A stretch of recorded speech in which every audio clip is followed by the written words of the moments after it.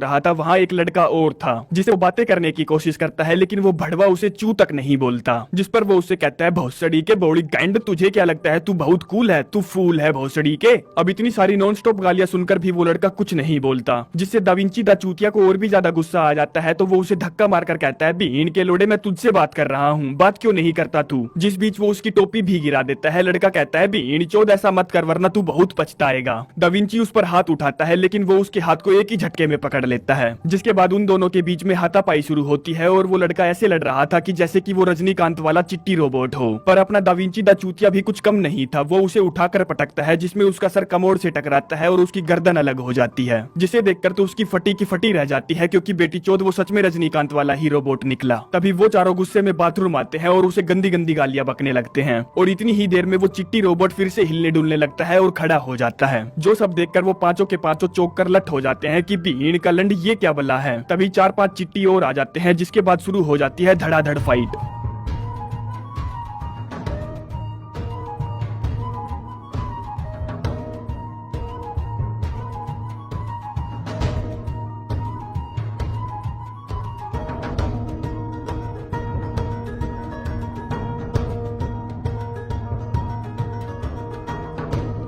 Fight के बाद बूढ़ा लट मदद मांगने के लिए दौड़ता है, लेकिन दा विंची उसे ऐसा करने से रोक देता है। कहता है हमें नहीं पता कि ये कितना खतरनाक है और ये मामला कितना बड़ा है, क्या पता पुलिस भी इसमें शामिल हो। जो सब कहते ही उसको सब कुछ समझ में आ जाता है कि साला इस शहर में घुसते ही उन्हें कुछ अजीब लगने लगा था और यहाँ पर कोई भी ऐसा नहीं है जिसने उन चूतियों को पहचाना हो, क्योंकि यहाँ के सभी इंसानों की जगह चिट्टी रोबोट ने ले ली थी। जिसके बाद वो एक फैसला करते हैं कि वो बिल्कुल अनजान बनने की एक्टिंग करेंगे कि उन्हें चिट्टी रोबोट्स के बारे में लंड भी नहीं पता। अब किसी को भी शक ना हो, इसीलिए वो पांचों वापस आकर अपनी टेबल पर बैठते हैं और फटाफट अपनी बियर गटक के इस शहर से निकलने का फैसला करते हैं। लेकिन इतना सब हो जाने के बाद भी दा विंची दा चूतिया को पीने की ही पड़ी थी। तो वो कहता है नहीं बहन के लोड़ो, हमें अगले पब की तरफ बढ़ना है, क्योंकि अगर हमने अपना 12 पैक 12 पब वाला प्लान स्किप किया तो उन चिट्टी रोबोट्स को पता चल जाएगा कि हमें यहाँ पर चल रही सभी गड़बड़ों के बारे में पता है और वो सारे हमारे पीछे पागल गंडवों की तरह पड़ जाएंगे। अब उसकी बात में दम था, तो वो पांचों एक कतार में नेक्स्ट पब की तरफ चल पड़ते हैं और हम सड़कों पर चलते हुए लोगों को देखते हैं जो कि सारे के सारे चिट्टी रोबोट लग रहे थे, क्योंकि वो साले वही थे। वो फटाफट एक पब से दूसरे और दूसरे से तीसरे में पहुंचते हैं, जहां उनको अपनी सहेलियों के साथ घूमती हुई नेहा धूपिया दिखती है। तो दा विंची दा चूतिया उससे बात करने पहुंचता है और उसे पकड़कर लेडीज टॉयलेट में ले जाता है, जहां वो उसे सब कुछ बता देता है कि यहाँ पर क्या चल रहा है। लेकिन नेहा धूपिया को उसकी बात पर रत्ती भर भी विश्वास नहीं था, तो वो उसको एक चमकाकर अपनी सहेलियों के साथ निकल पड़ती है। जहाँ बाहर वो उनके साथ सिगरेट पी रही थी, तो वो उन्हें बताती है कि दा विंची बहुत ही बड़े लेवल का चूतिया है। वो दोनों उससे पूछती है कि उसने तुमसे क्या कहा। नेहा बताती है उसने कहा कि इस पूरे शहर में चिट्टी रोबोट्स ने कब्जा कर लिया है, अगर हमने उनकी बात नहीं मानी तो वो हमें कैदी बना लेंगे वगैरह वगैरह। जो सब सुनकर वो जुड़वा एक साथ खड़ी होती है और कंप्यूटराइज्ड आवाज में बोलती है। लेकिन इससे पहले कि वो नेहा धूपिया को कुछ करती, दा विंची वहां पहुंच जाता है और उन्हें फेंक फेंक कर मारने लगता है, जिसमें वो एक की गर्दन उखाड़कर उसे चकनाचूर कर देता है। इतने में ही दूसरी वाली भी आ जाती है और वो उसको भी अच्छे से मजे चखाता है। जो सब नेहा धूपिया अपनी गाइंड फाड़ के देख रही थी। तभी रमेश रहंदे भी वहाँ आ जाता है और कहता है हम इस मुसीबत में फंस चुके हैं, हमें नहीं पता कि हम बचेंगे कि नहीं, इसीलिए नेहा धूपिया मैं तुमसे अपनी दिल की बात कहना चाहता हूँ कि मैं तुम्हें कॉलेज टाइम से बहुत प्यार करता हूँ, मैं दीवाना हूँ तेरा, तेरे लिए कुछ भी कर जाऊंगा। वो कहती है तो बावली गाइंड तूने मुझे पहले क्यों नहीं बताया। रमेश रहंदे कहता है मैं बताना तो चाहता था पर हमेशा कुछ न कुछ बीच में आ जाता था। जिसके बाद वो सारे के सारे मिलकर अगले पब में पहुंचते हैं, जहाँ पर सारे के सारे रोबोट दे दमादम दे दमादम दे दमादम नाच रहे थे और वो पांचों भी ऐसी एक्टिंग कर रहे थे कि वो इन रोबोट्स के बारे में लंड भी नहीं जानते। तभी अचानक से एक बूढ़ा खुसट रमेश रहंदे को घसीटते हुए स्टोर रूम में ले जाता है, जो कि एक इंसान है और उससे कहता है तुम्हें 1990 की वो रात याद है, उस रात तुमने वो टूटता हुआ तारा तो देखा ही होगा,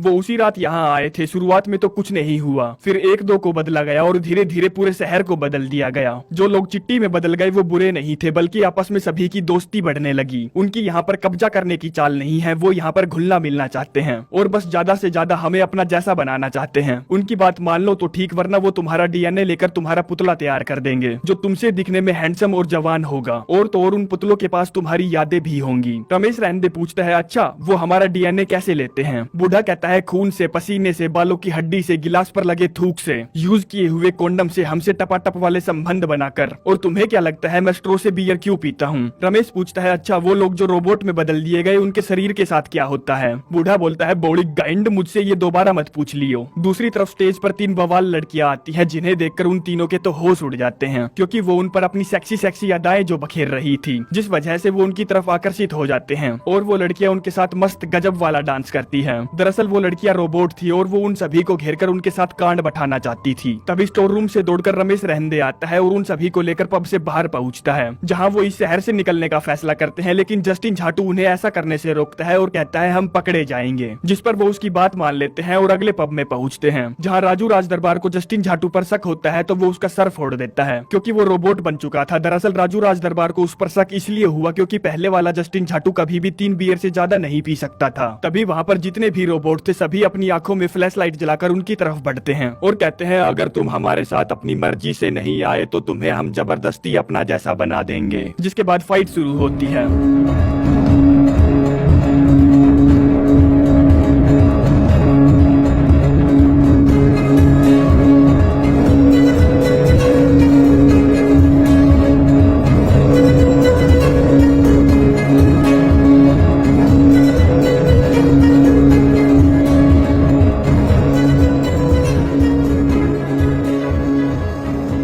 फाइट को वो बिना घायल हुए जीत जाते हैं, लेकिन उन्होंने जितने भी रोबोट्स को मारा था वो सभी फिर से वापस आ रहे थे, जिनसे लड़ना उनके लिए नामुमकिन था। इसीलिए वो फटाफट खिड़की तोड़कर अलग अलग रास्तों से निकलते हैं। दा विंची नेहा धूपिया को एक कार में बैठाकर इस शहर से बाहर भेज देता है उसे महफूज रखने के लिए, और अब तक पूरा शहर उनके पीछे दौड़ रहा था तो वो भी दौड़ने लगते हैं, जिस दौरान बूढ़ा लट पीछे रह जाता है। और जब तक उन्हें पता चलता है कि बूढ़ा लट पीछे रह गया है तब तक देरी हो चुकी थी, क्योंकि वो लोग उसे अपना जैसा बना चुके थे। अब सिर्फ वो 3 बचे थे, लेकिन दा विंची दा चूतिया को अभी भी बियर पीनी थी, जिस सबसे राजू राजदरबार को गुस्सा आ जाता है। कहता है बहान के लोड़े भौसड़े के, अब सिर्फ हम अपनी कार बिल्लो गंडपरी में बैठकर इस शहर से निकलेंगे। जिसके बाद वो अपनी कार तक पहुंचने की कोशिश करते हैं, जहां वो लोहे का कबूतर उड़ाने वाला पुतला भी उन्हें ढूंढ रहा था, जिससे बचते बचाते छुपते छुपाते वो एक पब में पहुंचते हैं और वो रोबोट वहां भी उनका पीछा नहीं छोड़ते। तभी कार लेकर रमेश रहंदे उन्हें बचाने पहुंचता है और खुद ही उनके चंगुल में फंस जाता है। अब सिर्फ वो 2 ही बचे थे, लेकिन दा विंची दा चूतिया को अभी भी पीनी थी, तो वो last pub the world's end की तरफ दौड़ता है,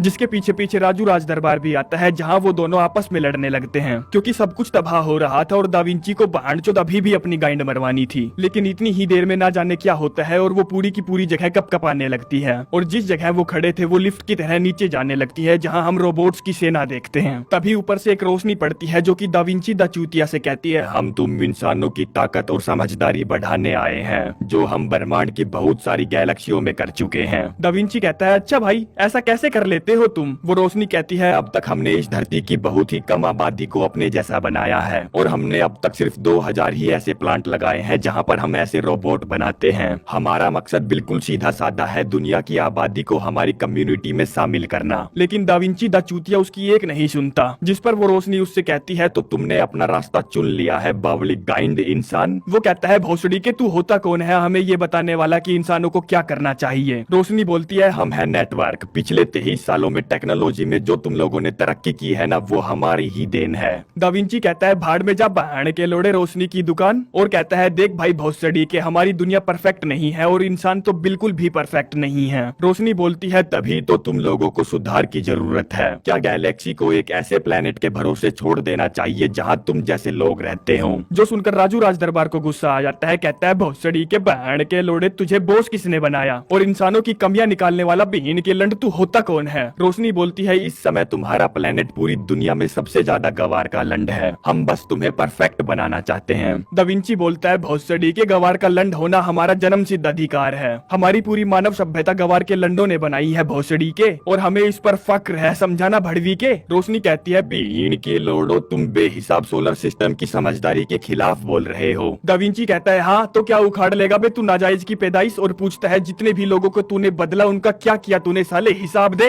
रोशनी बताती है खाली बॉडीज को सड़ाकर गोबर बनाकर धरती में मिला दिया जाता है तुम्हारे बेहतर कल के लिए। दा विंची कहता है भोसड़ी के मतलब कि तूने हमारे जैसे इंसानों को गोबर बना दिया, और तुम्हारे बाकी के प्लांट जो इस पूरी धरती पर लगाए गए हैं क्या वहाँ भी यही हाल है। रोशनी कहती है हाँ बस हमें कुछ दिक्कतों का सामना करना पड़ता है। राजू कहता है साले लाइट की दुकान इस धरती पर आकर तूने बहुत बड़ी गलती कर दी, क्योंकि हम इंसान इतने ज्यादा अड़ियल जिद्दी और अकल से पैदल है कि झाट मारी के तू सोच भी नहीं सकता। दा विंची कहता है मूत मारी के अपने रॉकेट में बैठकर अपने भ्रष्ट पति पर वापस क्यों नहीं चला जाता तू? हमें हमारे हाल पर छोड़कर परग्रही भूतनी के हम साले इंसान है और हमें बिल्कुल भी पसंद नहीं कि कोई हमारे साथ गुंडागर्दी करे। रोशनी उनसे प्यार से पूछती है तो मेहरबानी करके ये बताओ कि तुम चाहते क्या हो? जिस पर वो कहते हैं हम आजादी चाहते हैं। रोशनी कहती है ठीक है फिर तुमसे बहस करने का कोई फायदा नहीं भड़वो, अब से तुम्हें तुम्हारे हाल पर छोड़ दिया जाएगा, भाड़ में जाओ। जिसके साथ वो रोशनी चली जाती है और वो रोबोट्स डेड होने लगते हैं और ये जगह भी तबाह होने लगती है जहाँ से वो जैसे तैसे करके बाहर निकलते हैं। जहाँ बाहर उन्हें नेहा धूपिया मिलती है जो कि उन्हें लेने आई थी। वो फटाफट कार में बैठते हैं और प्लांट में एक बहुत बड़ा सा ब्लास्ट होता है, जिस ब्लास्ट की चपेट से वो बड़ी ही मुश्किल से बाहर निकल पाते हैं और एक पहाड़ी के ऊपर से देखते हैं कि बहन चोद सब कुछ तबाह हो गया। जिसके बाद सीन शिफ्ट होता है और हम देखते हैं हमें ये कहानी सुनाने वाला राजू राजदरबार है जो कि भिखारी है और भिखारियों के साथ बैठकर आग सेक रहा है और हमें बताता है कि ये पूरी दुनिया तबाह हो चुकी है क्योंकि वो परग्रही जब यहाँ से गए तो उन्होंने एक वेव छोड़ी जिससे हमारी पूरी धरती की टेक्नोलॉजी खत्म हो गई और हम यहाँ पहुँच गए पाषाण युग में। बहुत सारे अरबों लोग मारे गए। जिंदगी अब आसान नहीं है लेकिन सीधी सादी है। हम सबको अब पेट भरने के लिए सब कुछ खुद ही उगाना पड़ता है। और जहाँ तक उन रोबोट्स का सवाल है, उन परग्रही के जाने के करीबन एक हफ्ते बाद उनके अंदर खुद ही खुद जान आ गई। उन्होंने एक नई शुरुआत करने की कोशिश की लेकिन शुरुआत में वो चूतिया लग रहे थे, जैसे कोई बच्चा अपने माँ बाप से मेले में अलग हो गया हो, जिन्हें तलाश थी किसी ऐसे की जो उन्हें रास्ता दिखा सके, उन्हें गाइड कर सके। जस्टिन झाटू जो रोबोट बन गया था वो फिर से प्रॉपर्टी डीलर बन गया क्योंकि लोगों को अभी भी छत की तलाश थी। बूढ़ा लट फिर से अपने घर वापस गया और वहीं से शुरुआत की जहाँ से उसने छोड़ा था। रमेश रैंदे और नेहा धूपिया आखिर में एक हो गए जिसकी मुझे उम्मीद नहीं थी। और दाविंची दा चूतिया फिर से वापस चला गया दड़बाड़ीपुर जहाँ वो रोबोट्स का मसीहा बनकर घूम